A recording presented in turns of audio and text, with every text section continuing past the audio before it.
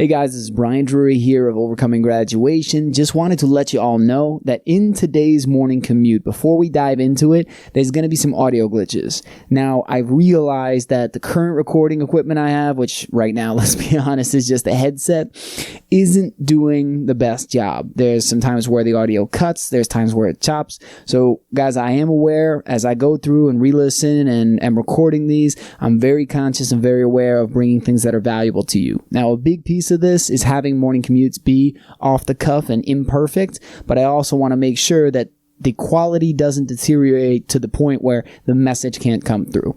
So I am on it, guys. I will be following up on this. I'm going to be looking into ways, get a new headset, get something that works better, has clearer quality, because I want to make sure, even though it's impromptu and it's meant to be imperfect, that is not losing the message and losing you guys. The intro actually ended up being so choppy that I'm doing something that I've never done on a morning commute and re-recording the intro. So you're going to hear a couple lines on the nice high quality mic that we have here, and then it's going to shift and transition over to the morning commute mic, which is just my phone headset. So be ready for it. Just want to make you guys aware. Love you all. Thanks for listening. And here we go, diving into today's morning commute. Hello everyone and welcome back to another episode of Overcoming Graduation with Brian Drury, a show where I work to teach you everything I wished I'd known about habits to help you graduate to the next level in your own life. Today is another installment of The Morning Commute, where I take my ride to work in the morning to share a short but powerful message with you to help you kick your day off on the right foot. And here comes the transition. And today's message is this: redo.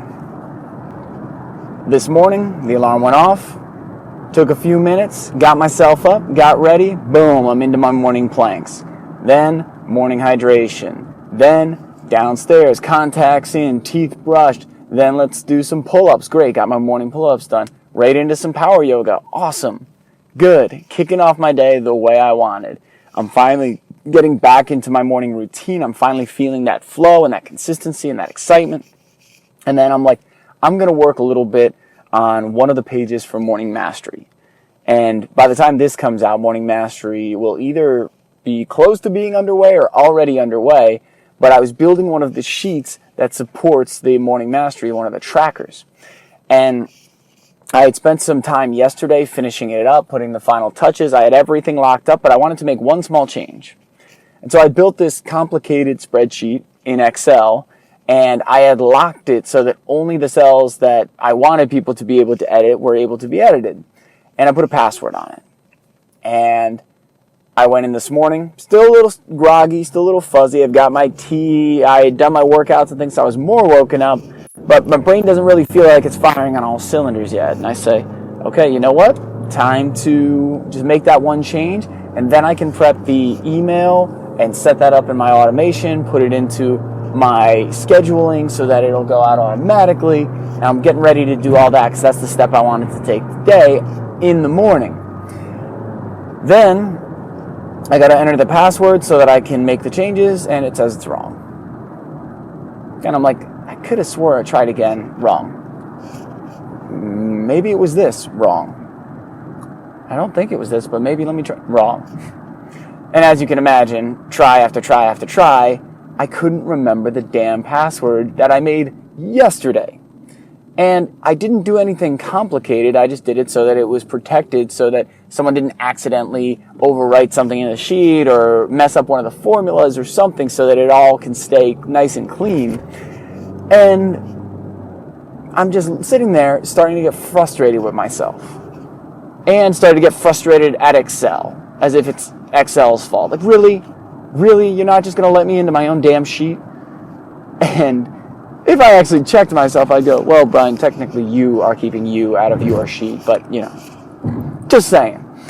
But so I started to go down this rabbit hole of, well, you know, damn it, like this was the thing I wanted to get done this morning, and this was, and now I'm not going to, now it's probably, I mean, maybe I'll do it after work. I'm not sure if I'm going to have time to do this because I got other things planned. I wanted to, and I start going down this negative loop, this negative spiral.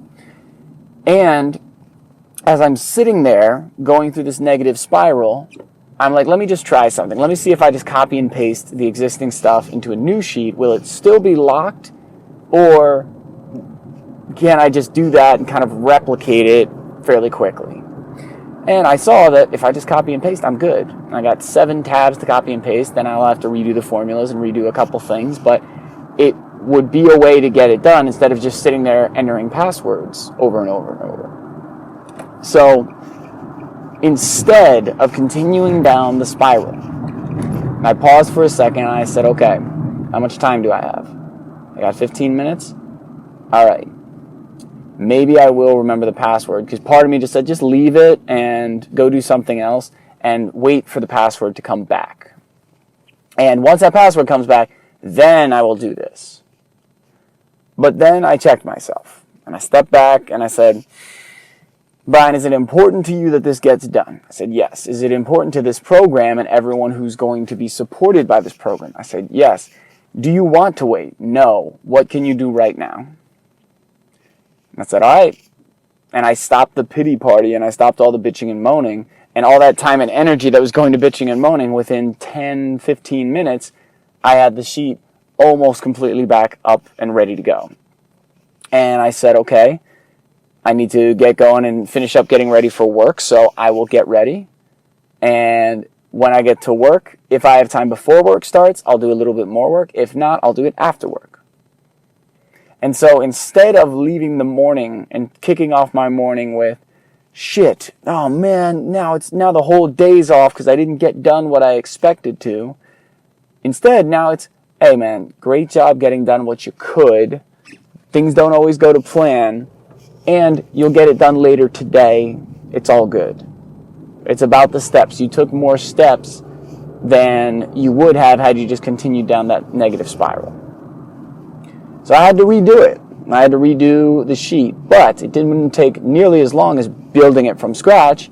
And because of all the work I did prior, all I had to do was copy and paste over, then make some tweaks, and then it's ready to go again. Then I can build the email automation. Then I can build it into the initiation sequence when people sign up for the list. So what's interesting is something I've thought about more recently is how our prior selves support our future or our current moment, where I can thank Brian from a week ago or 2 weeks ago or from I think a year ago when I initially had the idea for and started to promote Morning Mastery, then went to launch it, then never did, because I built most of the sheet back then.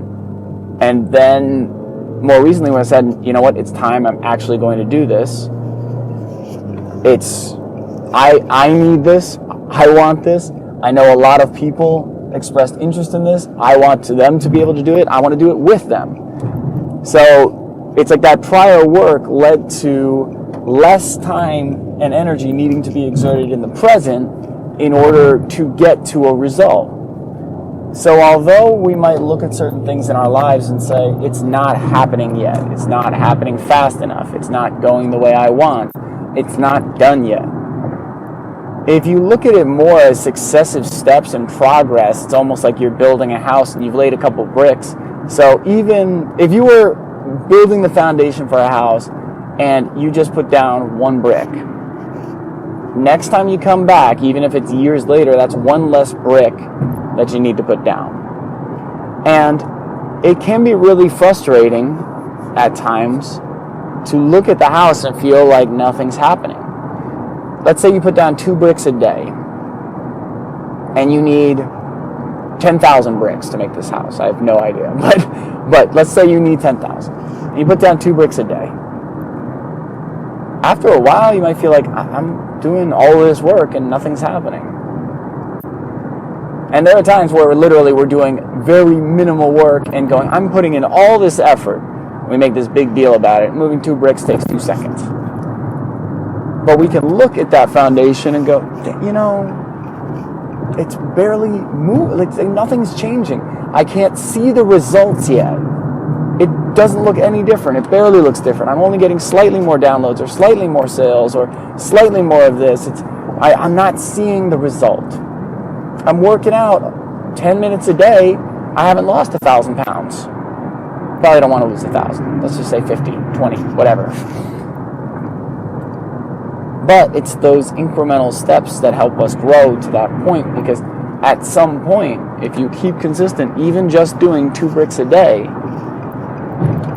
you're going to get the first layer of the foundation done at some point. And then the second layer, and then you're going to build up, and then there's going to be more. There's going to be growth. You can modify it. You can shape the house the way you want to. And there will be times you'll make mistakes. You put the brick down wrong, it didn't set properly, you got to chip it up, you've got to scrape it away. There's all kinds of things that can come up where it doesn't go to plan. You plan to put down 2 bricks today, but you jammed your fingers on both hands somehow. I don't know how you did it, but you did. So you jammed both your fingers, and now you can't even lift up anything. There's nobody around to help, so there's no progress made that day. Or you're sitting there looking at the foundation, you want to lay more bricks, and you put down a bunch and you try to move faster. You say, if I just move faster, I'll be able to get there sooner. So you move as fast as you can, you're just slapping down the mortar between it, you're throwing the bricks down, you're pressing them together, and then it's completely messed up. You tried to move too quickly because you were more focused on getting to the end versus the process to create it. And if you try to build too quickly beyond your own capacity to do so, then your foundation will be off. And as your house grows and you go to put more weight on it and expand its capability to help people, to be there for people, to provide shelter, the foundation is shaky and it has more propensity or ability to collapse. So, rather than try and just blow through it or ignore when something's off, it's times where we just got to redo it. Because you could set that brick wrong that one day and sit there the rest of the day complaining to yourself, blaming other people, blaming the brick makers because they must have made a defective brick because I never would have laid it wrong, and just sit there staring at the brick or yelling at the brick. Or you can just say, okay, let's chip it away, let's get rid of this one, put a new one on. Because God knows any of these things that we work to do, they will not go perfect, they will not go without error. There will always be challenges and problems and things to overcome and problem solve. So rather than get so stressed and worked up when it doesn't go to plan, which is something I'm doing much better at now, but even this past year, it was like if something didn't go exactly the way I hoped, I would have all this stress and anxiety around it, even small things. And I can tell you guys, there's no way to live. It's not good. It doesn't help. It doesn't push you to progress faster or success. It just creates a lot of discomfort, strain, stress, pain, whatever you want to call it. So when it comes to having to do a redo, sometimes it's going to happen. Sometimes you're going to need to do a redo. Now, when that comes up, you have a choice of how you respond. It can be, well, damn it, now look at this, my whole day's thrown off. What does this mean? And on and on and on. Or it can be, okay, made a mistake, got to redo, it's all good, let's get rocking. You see, two totally different vibes and two totally different feelings. Totally different energies. And sure, we make mistakes and we can do things to limit the amount of mistakes we make. We can do things to reduce the probability of a mistake being made. But additionally, when we make mistakes, we learn and we can get faster at correcting them. Because a lot of success is not about never making a mistake. And it's not about hitting it exactly how you want it. It's being able to adapt and overcome when the mistakes show up. Because God knows they will be there, guys. God knows they will come up in one way or another. So the choice in how you respond is probably the most important thing. If you, even if you got exactly the result you expected, but your response was, well, that's still not good enough, even though it's exactly what I planned for. All right, well, that's going to be a continued pattern throughout your life and throughout the things you do. But if it's, hey, it didn't go as expected, that's all right. How can I modify and tweak? Because this is a little better than the last one. How can I take that next step? Oh, this one's a little better. All right, what if I try this? All right, that didn't work. I'll try this. All of a sudden, boom, it explodes, and you're like, wow, that really worked. Let me do more of that. That's just the iterative process in life. And when we apply that to business or our projects or our work, it starts to bleed over into the other areas where we go, you know what, that way of interacting with my spouse or my significant other didn't really work. We just both got mad, we both left mad, and we don't feel any progress or resolution. Either we need to find a different way to do this, we need to work together on it, or we need to consider, like, if we're never going to be able to work through this, is this an issue we're willing to live with in the relationship, or is it something that we say, you know what, this just isn't right? When it comes to your health and fitness, I know tons of people, and I've been this person at times, that say nothing's working. I'm doing everything. I've tried everything. I've put in the work. I'm putting in the work. And I'm not getting the results. Yet, when I finally faced myself, like looked in the mirror honestly, I said, Banner, are you really doing everything you can do? The answer was no. So what else could you do? And it's like, well, this used to work in the past. I'm like, yeah, I know. I was there. But now it's not working. So what do you need to do or try in order to get this to work? To lose the weight, to build the muscle, to sleep better, whatever it may be. And that quote, the quality of our lives is largely influenced by the quality of the questions we ask. It's okay. Why does this keep messing up? All right, even the energy behind it might not be great, but that can be a powerful question because the why can lead you to a better response. But if we just, why do I suck? Well, we're putting our mind to work on some shitty questions and questions that won't lead us to any growth or development unless we say, okay, I feel like I suck because of X and I want to change X. Also, I don't want to look at myself and say, I feel like I suck and this is why, and that I'm always going to feel this way. I want to be able to make mistakes, love myself, learn from them, and grow. So rather than say, why do I suck? It's, okay, that didn't work. What can I do to get the result, to shift, to try something new? Oh, the spreadsheet isn't working. I can't remember the password. Well, what can I do to get it up and running faster, sooner? Because like I almost did with that spreadsheet, a lot of us can sit there and wait. Oh, it'll come back. That idea, that person, that money, or I'll just wait for it to come back and then I'll get the results I want in my life. Versus saying, you know what? This isn't working. I'm just going to leave this sheet, copy and paste it over, start fresh. Let's keep rolling. So, where in your life do you need to do a redo? What is that redo? And how can you take that step today, or even one step towards maybe a bigger redo in your life?